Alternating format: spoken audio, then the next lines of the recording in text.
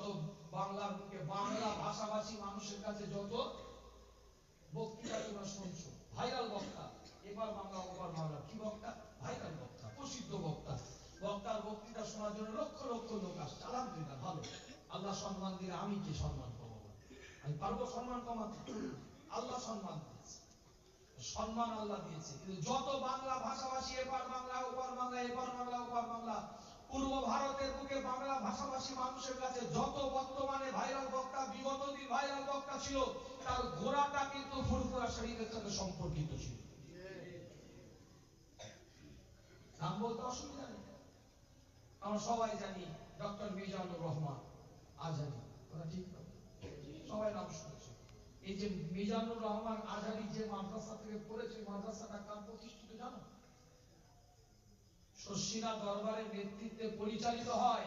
কিন্তু 1989 সালে দারুন নাজাত কামিল মাদ্রাসার ভিত্তি স্থাপন করেছিলেন পীর আল্লামা আবুল আনসার মোহাম্মদ আব্দুল কাহার সিদ্দিকী। ওখানে ইটটা গেঁথে এসেছিলেন, সর্বপ্রথম ভিত্তি স্থাপন করে।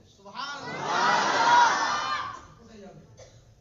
আমরা দেলোয়ার হোসেন সাইদির নাম শুনেছি, বাংলা ভাষাভাষী মানুষের কাছে দেলোয়ার হোসেন সাইদি প্রসিদ্ধ। দেলোয়ার হোসেন সাইদির মতন মানুষ আমার দাদা জানের ব্যাগটা নিয়ে ঘুরত। আজকে বর্তমানে 614টা মাদ্রাসা আছে, 614টা মাদ্রাসা, সিনিয়র হাই মিলে 614টা মাদ্রাসা। এই 614টা মাদ্রাসার বুক থেকে বলতে পারি আজ নয় সিনিয়র টাইপ হয়ে গেছে, কিন্তু 614টা মাদ্রাসার মধ্যে 500 থেকে 550টা মাদ্রাসা হয় মুজাদ্দেদে জামানের প্রতিষ্ঠিত, নাই তার আওলাদের প্রতিষ্ঠিত, নাই তার খলিফাদের প্রতিষ্ঠিত। এই স্বপ্নটাকে আমাদের আগিয়ে নিয়ে যেতে হবে। আমার বড় চাচা যান হুজুর পীর কেবলা আবুল আনসার মোহাম্মদ আব্দুল কাহ্হার সিদ্দিকী আল কুরাইশি রাহমাতুল্লাহ আলাইহ, তিনি তেনার 68 বছরের জীবনে 68 বছর তিনি হায়াতে গেছেন, 67 থেকে 68 বছর তেনার হায়াতে জিন্দেগির মধ্যে যে কর্মকাণ্ডগুলো মানুষের সামনে তুলে গেছে। ঢাকা দারুস সালাম বলে একটা জায়গা আছে আমাদের, একদম প্রপার ঢাকায়, সেখানে সেই জায়গায় প্রতিষ্ঠান কেন্দ্রিক আমার দাদাজান হুজুর কেবলার নিজে কেনা সম্পত্তি, মাদ্রাসায় দিয়েছে, খানকায় দিয়েছে, বিষয়টা না, নিজের কেনা সম্পত্তি থেকে, যেখানে তাজমহলের নকশায় অঙ্কিত একটা মসজিদ আছে, ইন্টারনেট ইউটিউব ফেসবুকে সার্চ দিলে পাবে। ওই জায়গায় আমার দাদাজান হুজুর কেবলা নিয়ত করেছিলেন যে বাদশাহ তার স্ত্রীর মহব্বতে তাজমহল করেছে, বাদশাহ শাহজাহান মুমতাজের ভালোবাসায় স্ত্রীর মহব্বতে তাজমহল করেছে, তুমি আল্লাহর মহব্বতে একটা তাজমহল বানাও।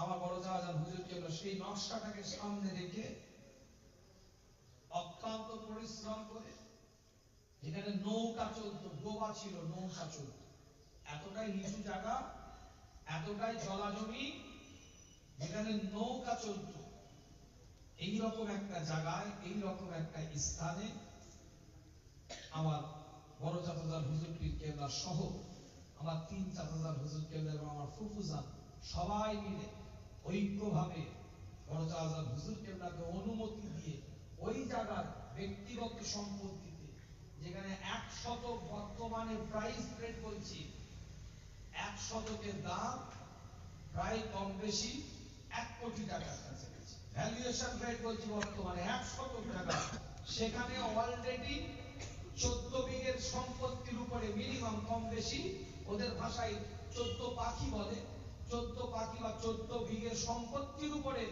এখন টোটাল এতিমখানা সহ, প্রতিষ্ঠান সহ, মাদ্রাসা সহ, তারবিয়াত মিল্লাত একাডেমি সহ বিরাট বৃহত্তম একটা প্রতিষ্ঠান দাঁড়িয়ে আছে। সুবহানাল্লাহ। খিদমত, এগুলো হচ্ছে খিদমত। আমরা বলি না, আজ বলছি কেন, ব্যাগের ছাতার মতন কিছু ইউটিউব চ্যানেলে কিছু বক্তৃতার মাধ্যমে মানুষকে কনভিন্স করছে জাতির খেদমত মনে হয় তারাই করেছে, আমরা মনে হয় ফটো আলোচি দিচ্ছি।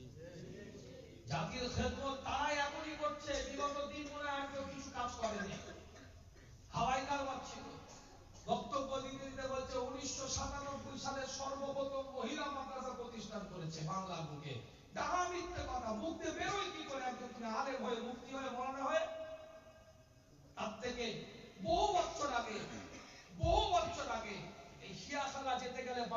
পরে চত্তাজপুর বলে একটা জায়গা আছে, সেখানে আমার দাদা জান হুজুর কেবলা সর্বপ্রথম বাংলার বুকে মহিলা মাদ্রাসা প্রতিষ্ঠা করেছে।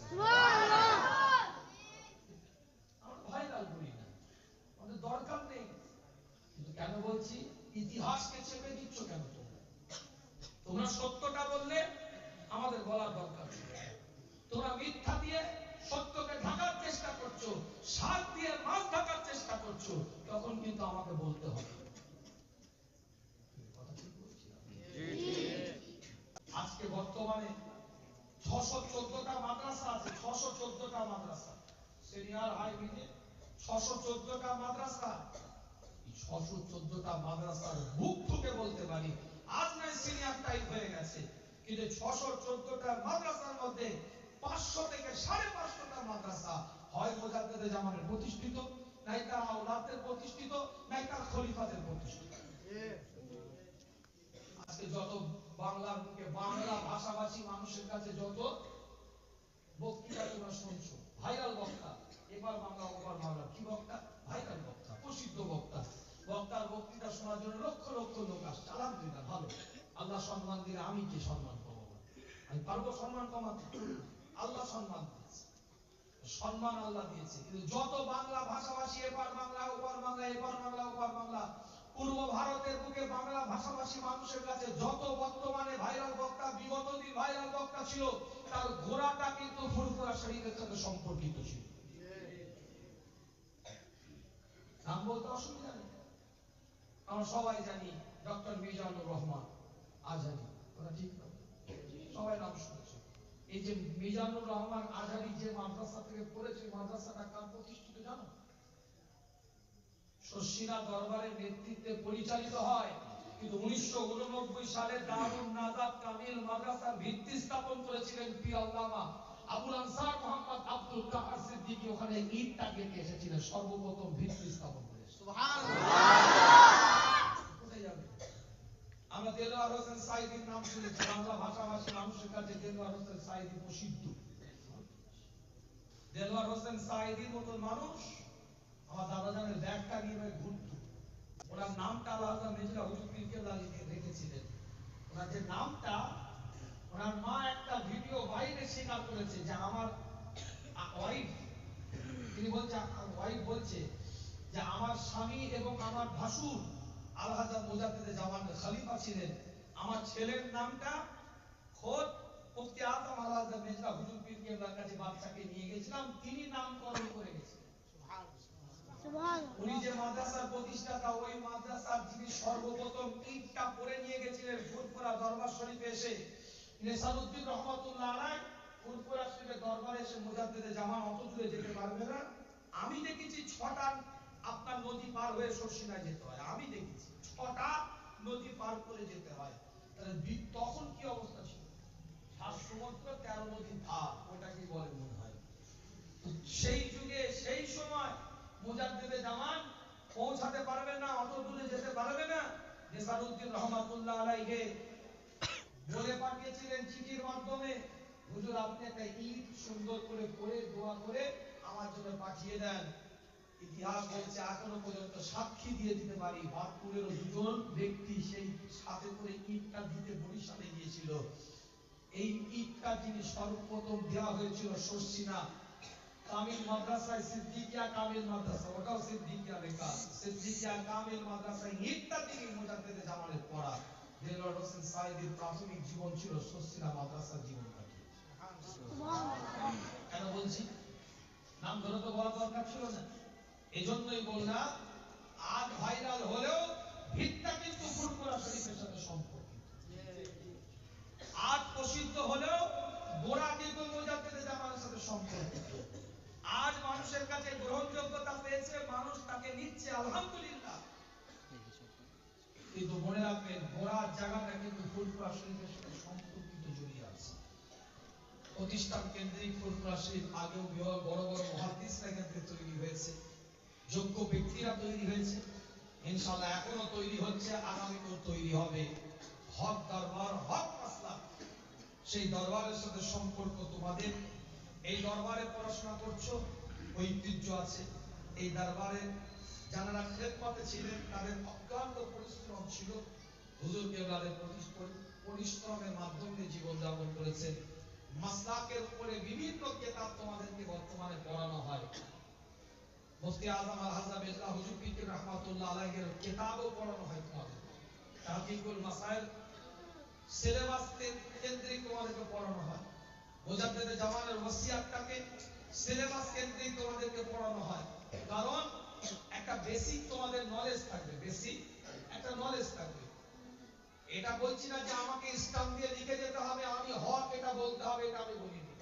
তুমি জানো, তুমি আলেম হও, তুমি জ্ঞানী হও, তুমি বিশ্লেষণ করার যদি তোমার যোগ্যতা থাকে, তাহকিক করার যদি সেই ক্ষমতা যদি তোমার থাকে, মুজাদ্দিদ জামান রহমাতুল্লাহ আলাইহি পাঁচ হুজুর পীর রহমাতুল্লাহ আলাইহি জীবন চরিত্রটাকে সামনে রেখে দেখো, যাচাই বাছাই করো যে তারা হক ছিলেন কি ছিলেন না। যদি হক হয় তোমাকে নিতে হবে, না হক যদি মনে হয় সেটা আলাদা বিষয়।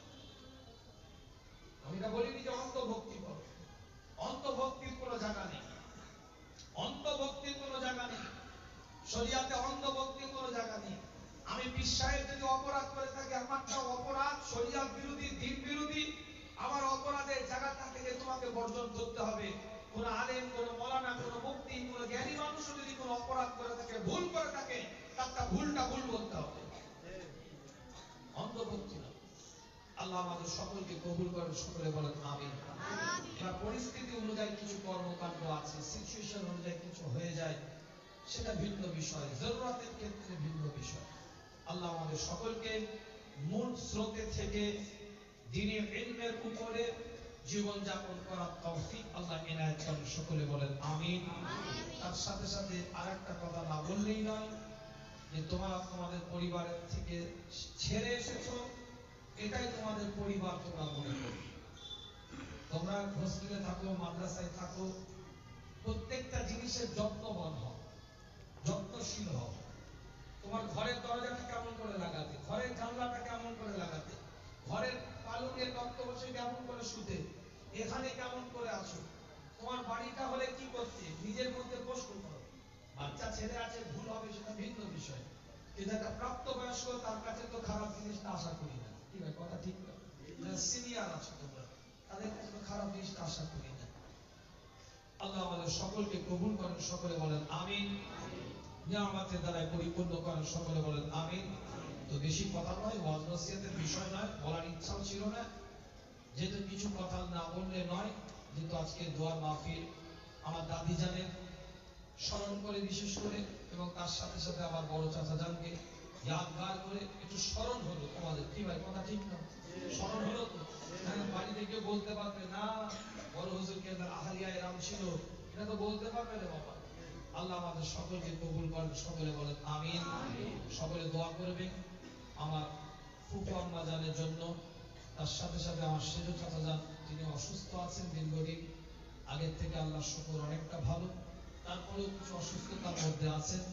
দোয়া করবে আল্লাহ তাআলা শরীরটাকে শেফায় আদেলা কামেলা নসিব করেন, সুস্থতা দেন, নিয়ামতের দ্বারা পরিপূর্ণ করেন।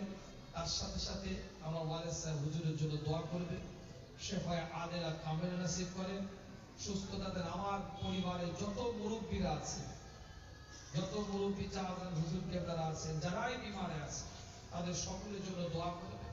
আমার ওয়ালেদ সাহেব হুজুর কেবলা আসবেন, এখনই দোয়া করে দিবে সংক্ষেপে, তারপরে তোমরা তোমাদের নামাজের প্রস্তুতি নিবে, বেশি আলোচনা নয়। আল্লাহ আমাদের সকলকে কবুল করে। সকলে এসো রাসূলের সাথে দাঁড়িয়ে একটু সালাতু সালাম পাঠ করি, ইয়া নবী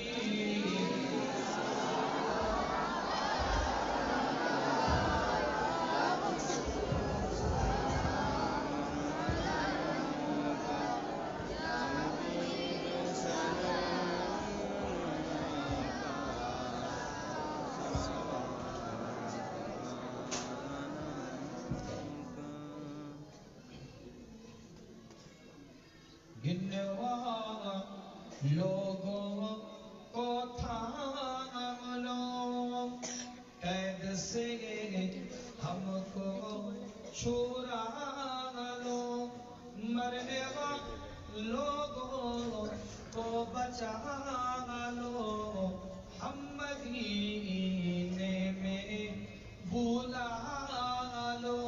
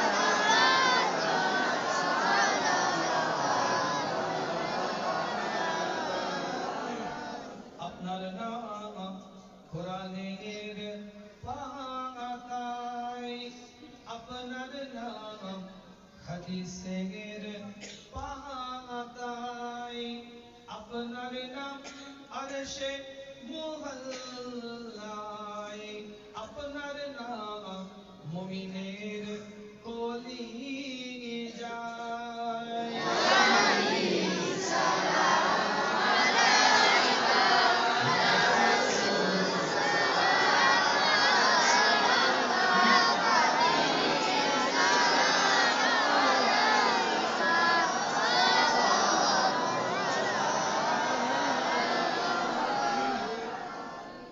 আমার নবী আসিলেন মক্কায় হামেশা থাকিতেন হেরায় কাঁদিতেন উম্মাতের মায়ায় এখনো কাঁদেন মদিনায়